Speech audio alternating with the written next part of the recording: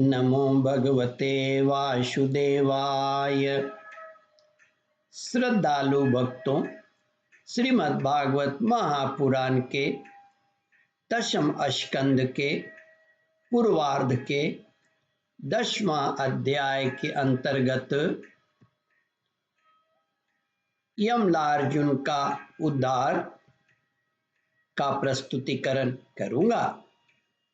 इसके पूर्व जहाँ तक आप कथा श्रवण कर चुके हैं उसके आगे का प्रस्तुतिकरण करता हूँ।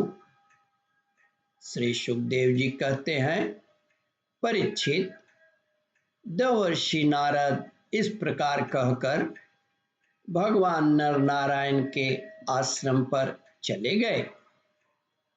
नलकुबर और मणिग्रीव वे दोनों एक ही साथ अर्जुन वृक्ष होकर यमलार्जुन नाम से प्रसिद्ध हुए। भगवान श्री कृष्ण ने अपने परम प्रेमी भक्त देवर्षि नारद जी की बात सत्य करने के लिए धीरे धीरे ओखल घसीटते हुए उस ओर प्रस्थान किया जिधर यमलार्जुन वृक्ष थे। भगवान ने सोचा कि देवर्षि नारद मेरे अत्यंत प्यारे हैं और ये दोनों मेरे भक्त कुबेर के लड़के हैं, इसलिए महात्मा नारद ने जो कुछ कहा है उसे मैं ठीक उसी रूप में पूरा करूंगा। यह विचार करके भगवान श्री कृष्ण दोनों वृक्षों के बीच में घुस गए। भगवान श्री कृष्ण अपनी कृपा दृष्टि से उन्हें मुक्त कर सकते थे, परंतु वृक्षों के पास जाने का कारण यह है कि देवर्षि नारद ने कहा था कि तुम्हें वसुदेव का सानिध्य प्राप्त होगा। वृक्षों के बीच में जाने का आशय यह है कि भगवान जिसके अंतर्देश में प्रवेश करते हैं उसके जीवन में क्लेश का लेश भी नहीं रहता। भीतर प्रवेश किए बिना दोनों का एक साथ उद्धार भी कैसे होता। वे श्री कृष्ण तो दूसरी ओर निकल गए, परंतु ओखल टेढ़ा होकर अटक गया। दामोदर भगवान श्री कृष्ण की कमर में रस्सी कसी हुई थी। उन्होंने अपने पीछे लुढ़कते हुए ओखल को ज्यों ही तनिक जोर से खींचा त्यों ही पेड़ों की सारी जड़ें उखड़ गईं।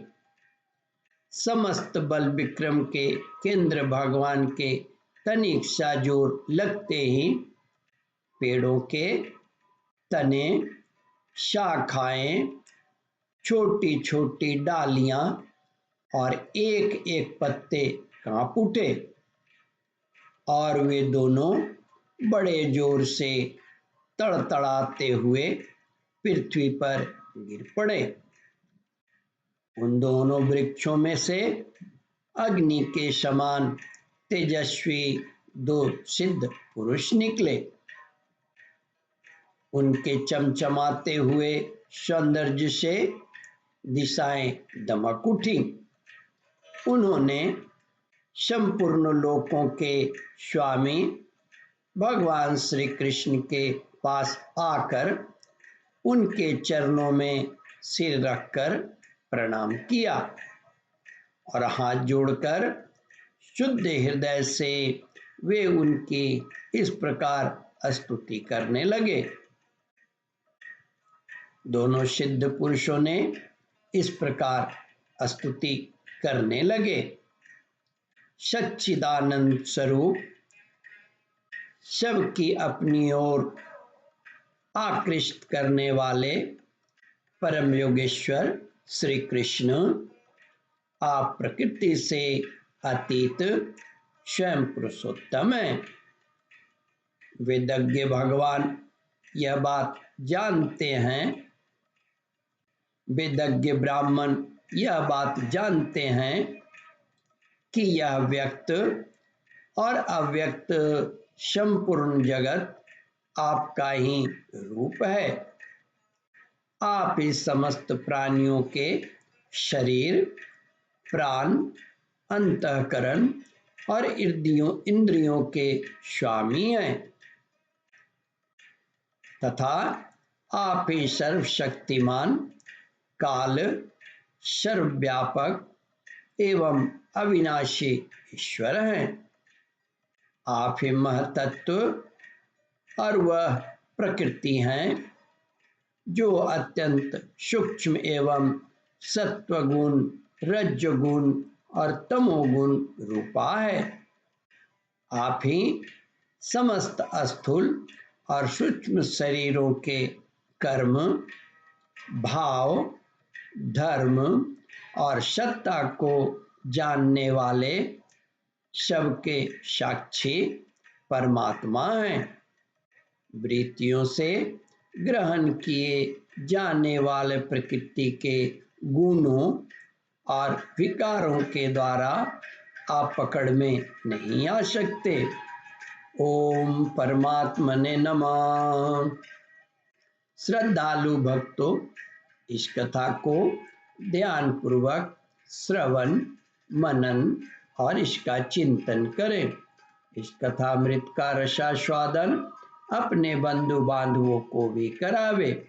इस वीडियो को शेयर और सब्सक्राइब करें।